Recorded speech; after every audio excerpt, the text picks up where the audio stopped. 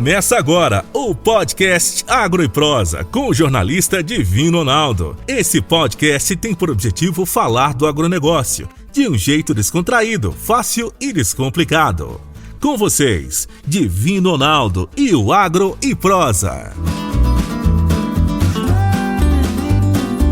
E aí, galera? Vamos começando o Agro e Prosa, o seu podcast que fala do agronegócio de um jeito fácil, simples e descomplicado. Eu sou o Divino Ronaldo, jornalista especializado em agronegócio e tenho um programa de rádio com entrevistas diárias. Algumas delas estão aqui no Agro e Prosa. São convidados fantásticos, com muito conteúdo e de bastante qualidade. Sem mais conversas, vamos então ao Agro e Prosa.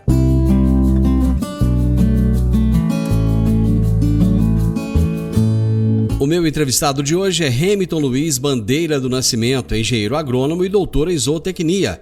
O tema da entrevista de hoje será maior lucratividade com a intensificação de pastagens.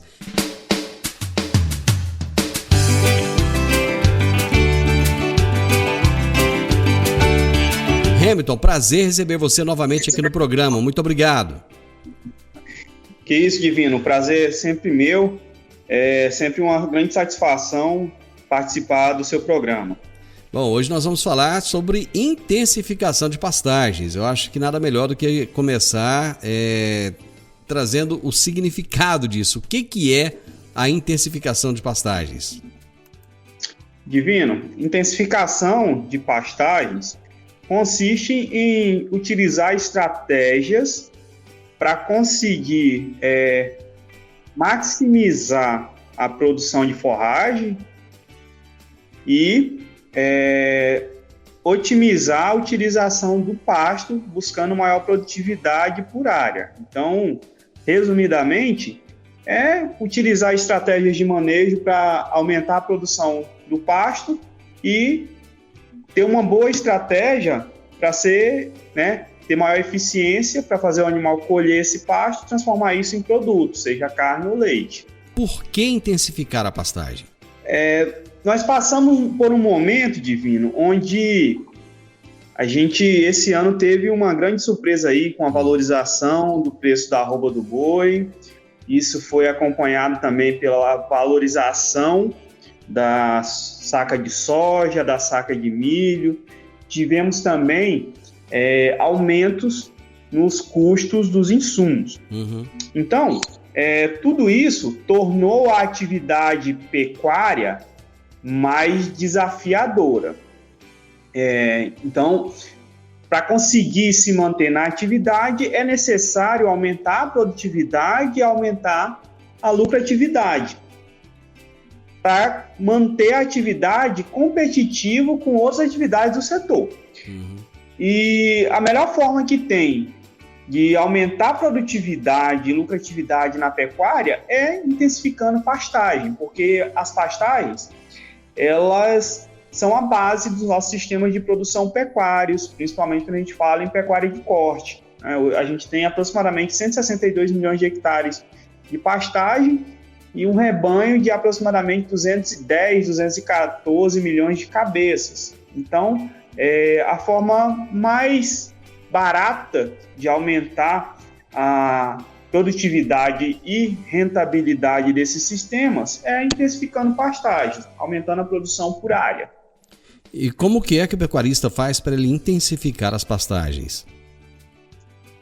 Para intensificar as pastagens, Divino, é importante, primeiro, definir qual a área que vai ser intensificada, observar alguns atributos relacionados à área, a solo, a relevo e principalmente disponibilidade de recurso, né? E para intensificar é necessário fazer algum investimento.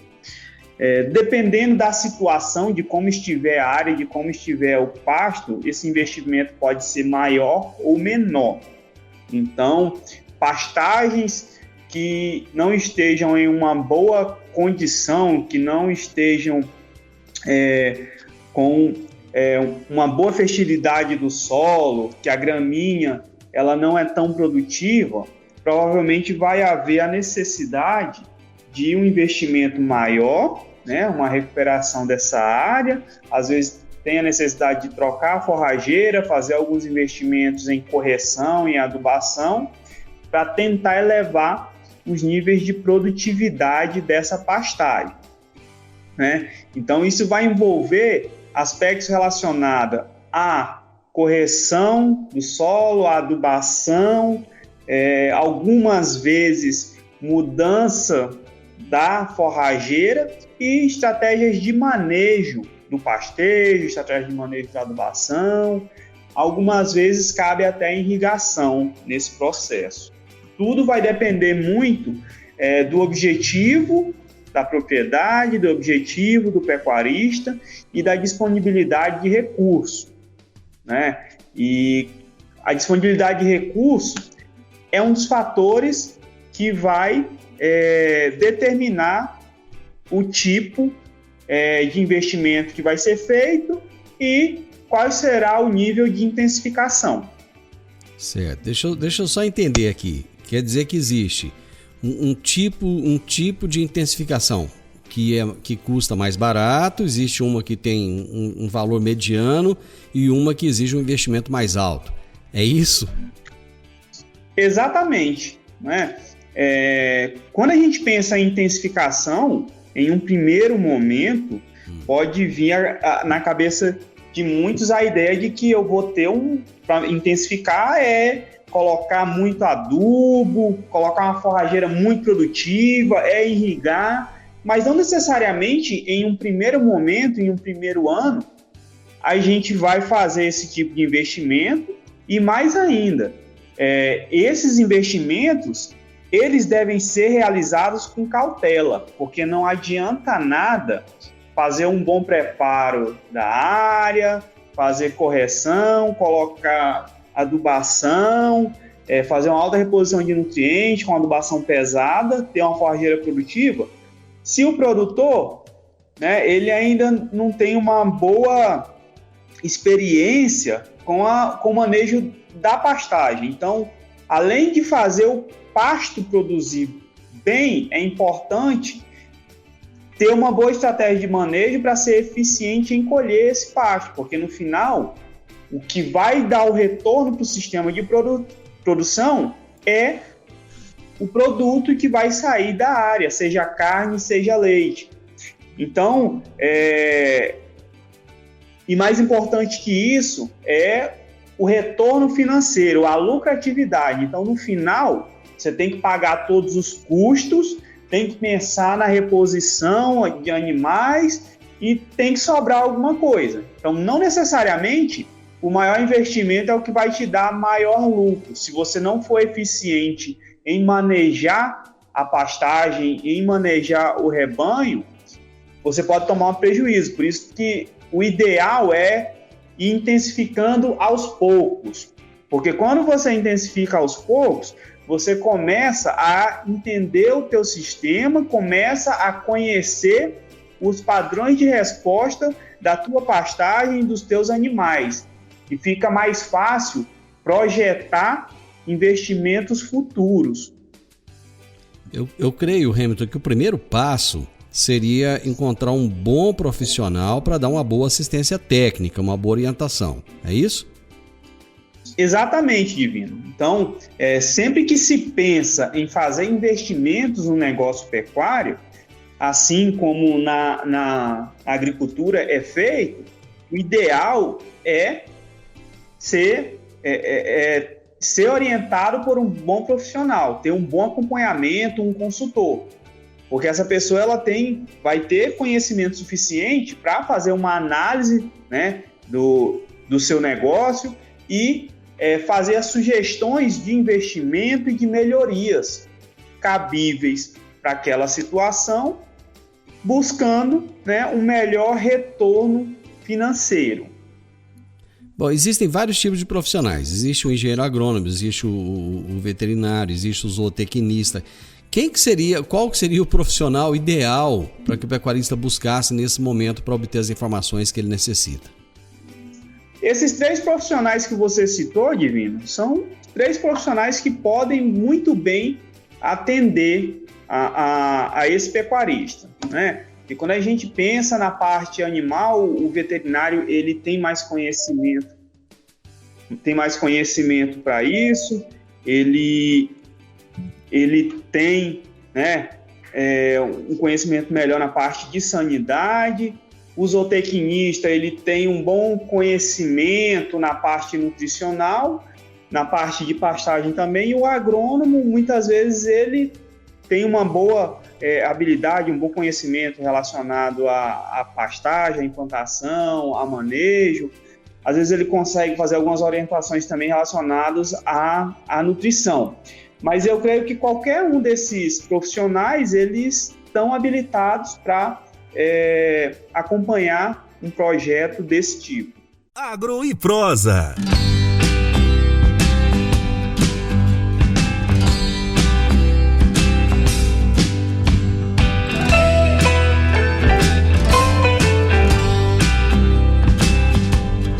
Agora, uma coisa que eu acho que é fundamental, Hamilton, e me corrija caso eu esteja errado, é a escolha da forrageira ideal. Quer dizer, não é qualquer forrageira que ele vai colocar lá para fazer essa intensificação, né? Isso mesmo, Divino. Bom, hoje no mercado a gente tem muitas opções de forrageiras. Temos forrageiras no mercado que são pouco exigentes, que se adaptam bem a condições menos favoráveis ao crescimento da planta, mas que quando são colocadas em condições ótimas, elas não produzem tanto. Então não adianta eu pegar uma forrageira, por exemplo, uma Brachiaria decumbens, uma Brachiaria umidícola, né, que são forrageiras que são mais rústicas, mas que produzem menos, e colocar no sistema mais intensificado na expectativa que ela vá me entregar maior produtividade e maior lucratividade do sistema. Então, quando a gente pensa em intensificar, é a hora de buscar a melhor forrageira, de buscar forrageiras mais produtivas e forrageiras que respondem à intensificação. O que são forrageiras que respondem à intensificação? É uma forrageira que, quando eu fizer uma adubação lá com nitrogênio, fósforo e potássio, ela vai ter uma explosão de crescimento, vai produzir muita massa, eu vou colocar muito mais animal na área e vou conseguir produzir mais arrobas. Então, geralmente, quando a gente pensa em intensificar, uma boa opção é buscar as forrageiras do gênero pânico, né? O capim mombaça, o capim zuri, capim tanzânia, paredão, Quênia, Tamane. Todas essas forrageiras elas são altamente produtivas e respondem bem à intensificação, né? Algumas forrageiras do gênero sínodo também, como o Tifton, também responde bem à adubação, responde à intensificação. Então, essas forrageiras, elas são preferíveis quando a gente pensa no projeto de intensificação de pastagens. A gente vem também aí nas braquiárias, a gente tem uma nova linha de braquiárias que vem crescendo aí, vem expandindo com força, que é a questão dos híbridos de braquiária, que são um pouco mais produtivos em comparação às braquiárias não híbridas, que podem ser uma opção também, que são mais flexíveis ao manejo. Mas, no geral, os pânicos são uma excelente opção quando a gente pensa em intensificação de pastagem e busca alta produtividade do pasto e alta performance animal. Eu acho que já complicou um pouquinho, porque você falou uma quantidade tão grande. Lógico que você deixou claro, qualquer uma dessas aqui. Mas eu acho que não é bem assim, né? Qualquer uma dessas. O que ele teria que fazer para saber qual seria o ideal para ele? Primeiro, Divino, é definir como que vai ser o sistema de produção dele. Porque, por exemplo, essas forrageiras são mais produtivas do gênero pânico, há uma necessidade de serem manejadas com pastejo rotacionado. Então, Quando eu falei aí esse pacote dessas forrageiras, não tem tanta diferença entre elas, né? Bem manejadas, elas produzem semelhante. Alguns aspectos que tem que ser observados por exemplo, algumas dessas forrageiras que eu falei, elas não toleram áreas encharcadas.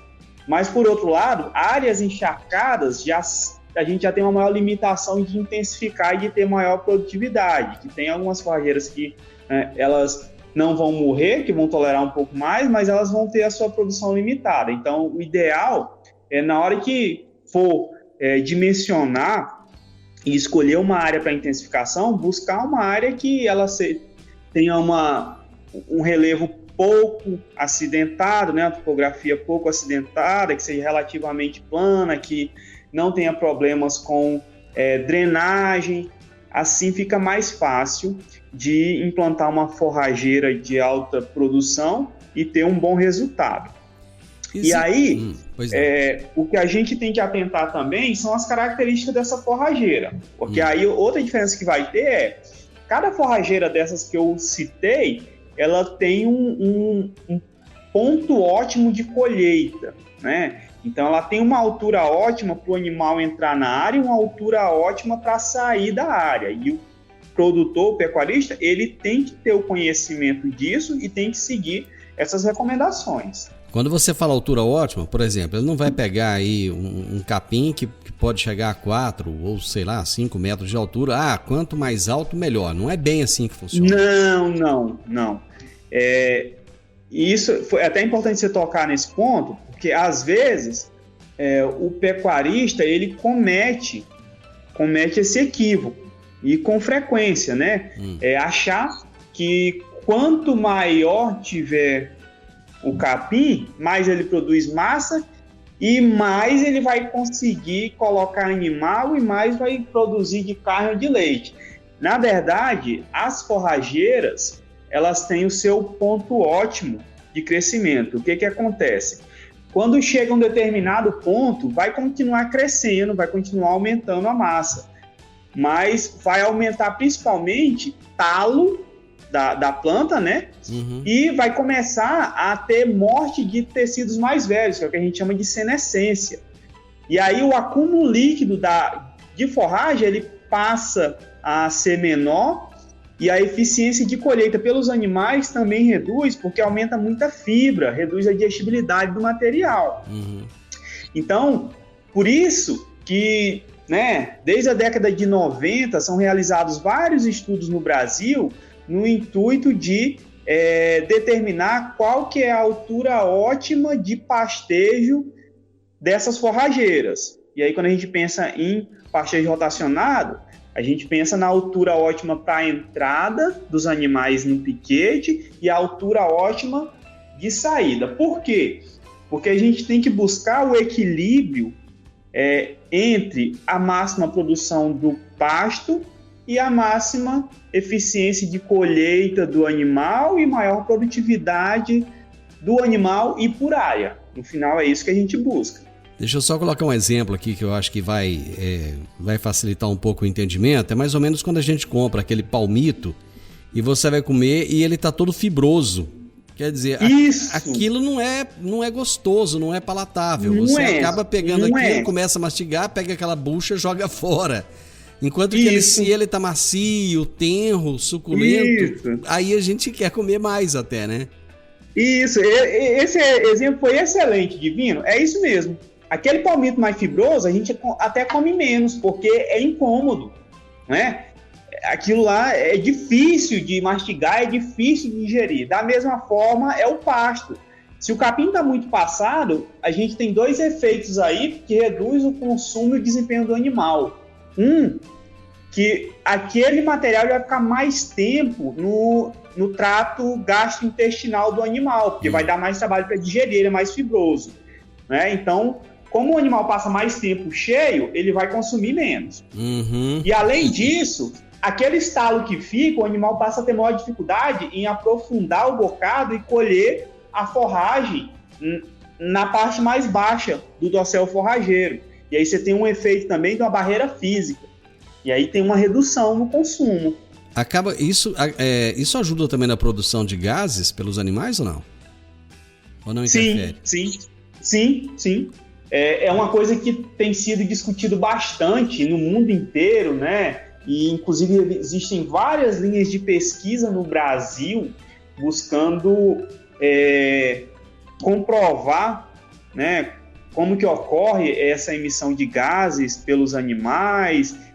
Há alguns grupos que erroneamente acusam a pecuária de ser o maior poluente. Isso não é um momento de entrar nessa questão, entrar no mérito, mas, resumidamente, o capim que ele é mais passado, que ele é mais fibroso, vai haver um processo mais intenso de fermentação e o animal vai emitir mais gases, vai emitir mais metano, né? Então, além de produzir menos, de consumir menos e de ter um menor desempenho, a emissão de gás metano por unidade de produto é maior também. Isso acontece, inclusive, com o ser humano. Quanto mais fibra a gente come e menos água a gente ingere, né, mais... Exatamente. Exatamente. É uma boa analogia essa. Agro e Prosa, falando do agronegócio de um jeito descontraído, fácil e descomplicado.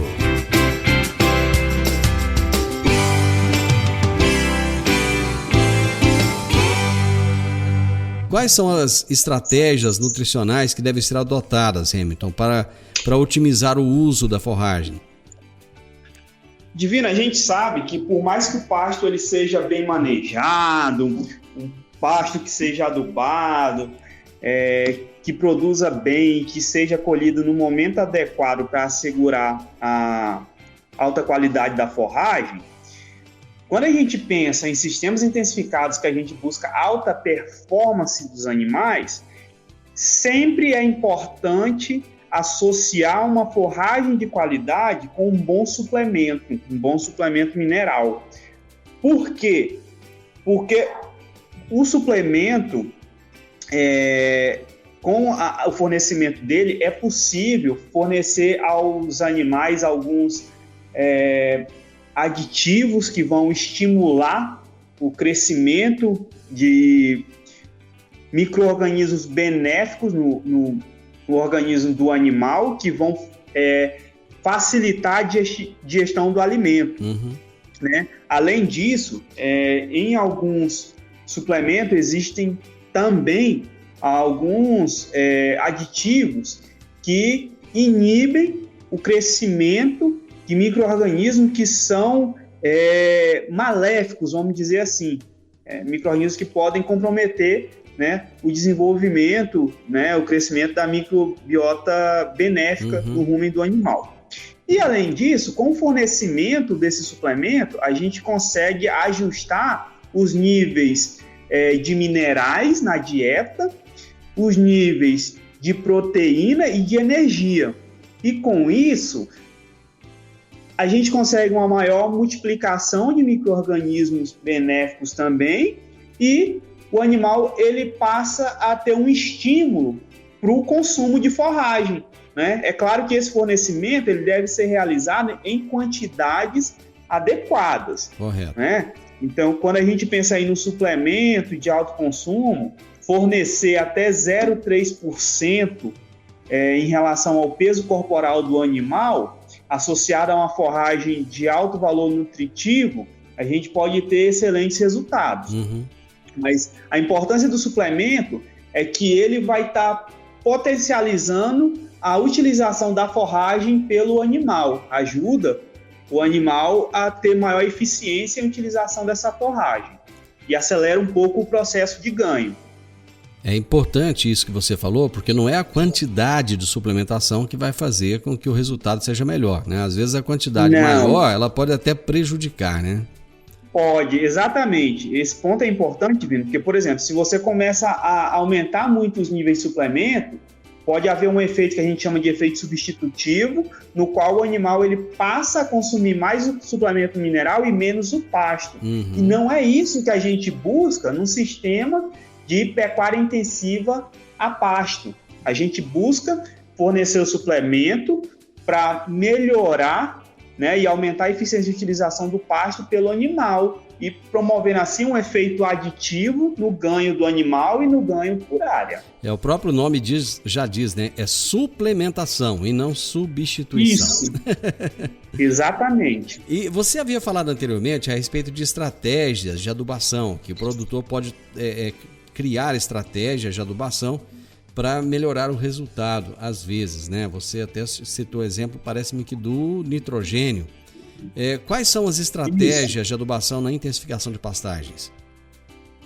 Primeiro, Divino, a gente tem que pensar na adubação de base, né? Ver como que estão, né, os níveis de fósforo no solo. Aí a gente tem recomendações na literatura indicando quais são os níveis adequados em função da produtividade esperada, em função do nível de intensificação, né? Então a gente deve atender a esses níveis. No geral, a adubação fosfatada a gente faz de uma vez só, é uma aplicação apenas. E aí, ao longo do ano, e aí a gente tem que pensar durante o período chuvoso, né? Período que é aproximadamente 6 meses, ali de outubro a março, a gente tem chuva, e é o período que a gente consegue explorar melhor as pastagens. Nesse momento, a gente pensa na adubação em cobertura, né? Principalmente o nitrogênio, o potássio, alguns micronutrientes também. O ideal é fazer essa adubação com nitrogênio e potássio. Vai ser muito o potássio em função do que tem no solo, em função do que está sendo extraído, e o nitrogênio em função da produtividade esperada. Bom, vamos imaginar um sistema aí que tem um planejamento para aplicar 200 quilos de nitrogênio e potássio em cobertura ao longo do ano. Então, o ideal é que essa adubação ela seja realizada parceladamente com 4 aplicações.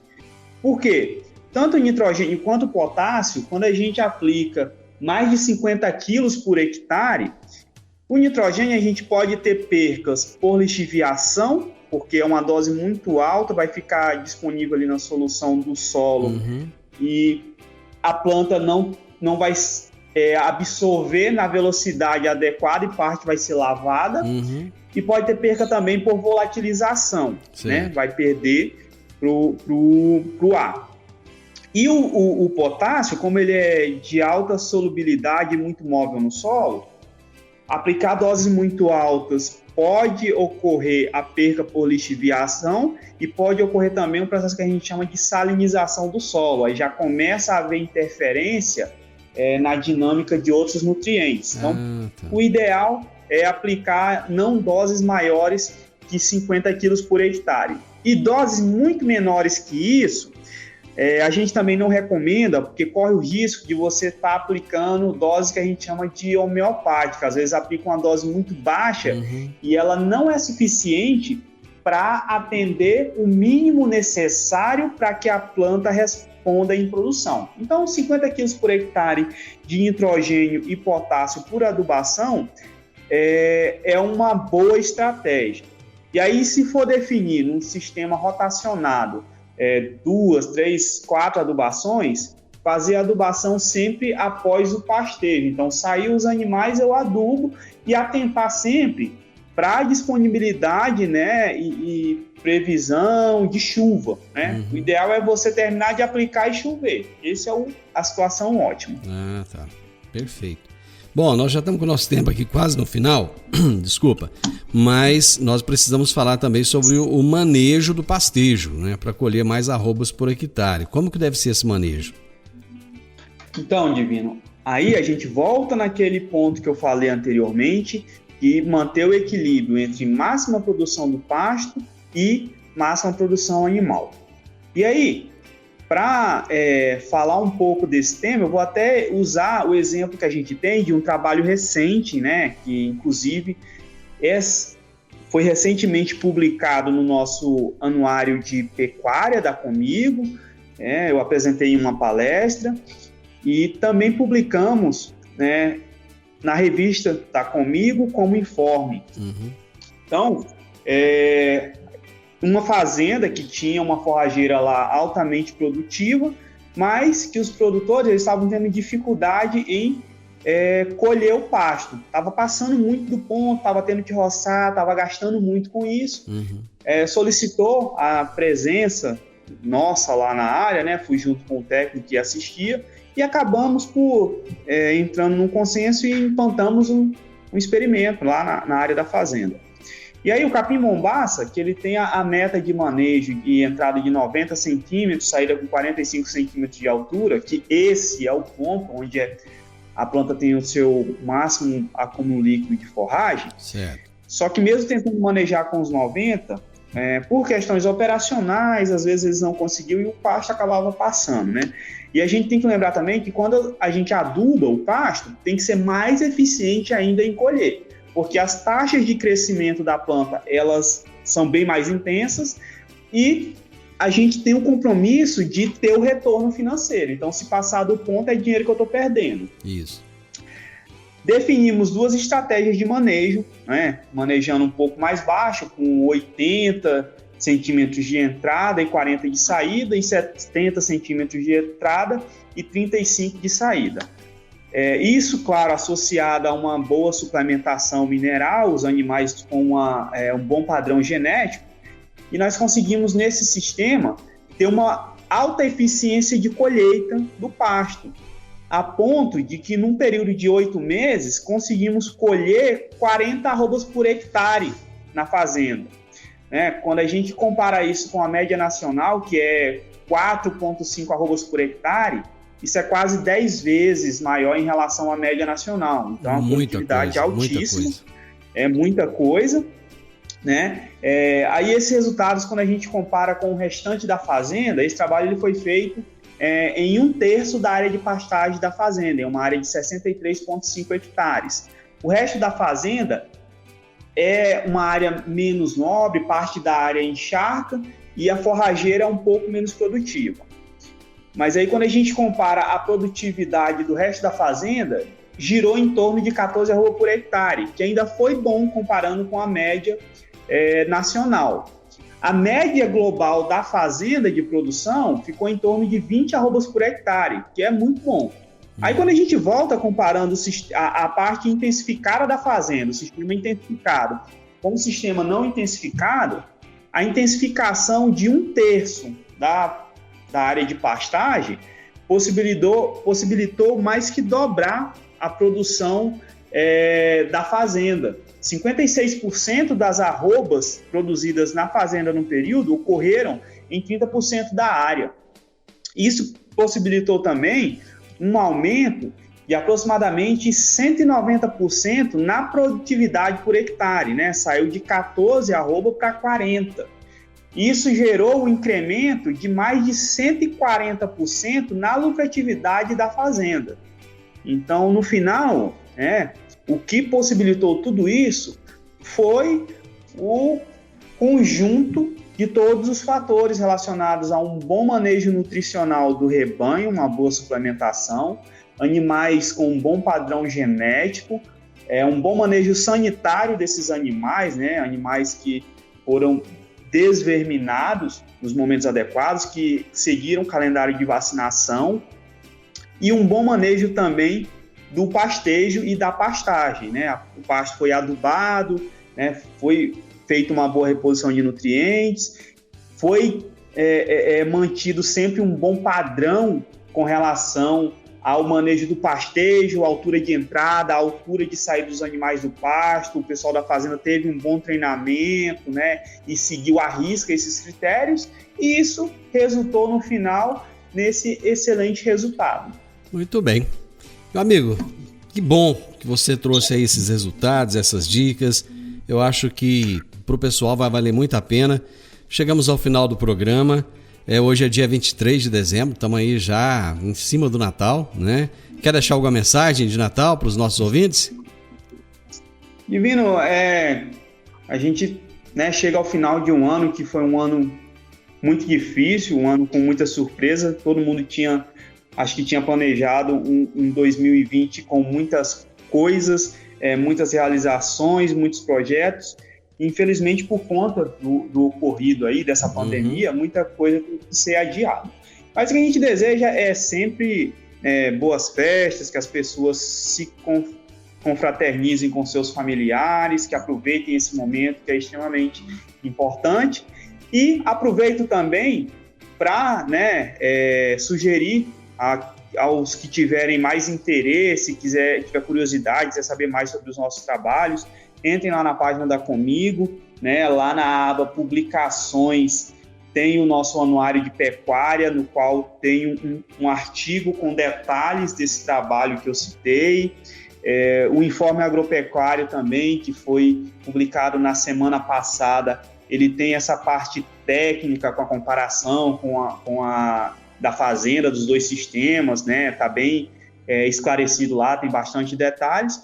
E em breve a gente gravou uma matéria também na fazenda, com os produtores, depoimento deles, mostrando a área, filmando, e já vai estar disponível para vocês também no canal do YouTube da cooperativa. Bacana. E no mais, boas festas, um Feliz Natal, um ótimo Ano Novo, e que 2021 venha com muitas oportunidades para realizações. E muito obrigado, Divino, obrigado aos ouvintes do Morada no Campo, mais uma vez. Você ouviu o podcast Agro e Prosa. Se gostou, compartilhe, recomende e nos siga nas diferentes plataformas de podcast.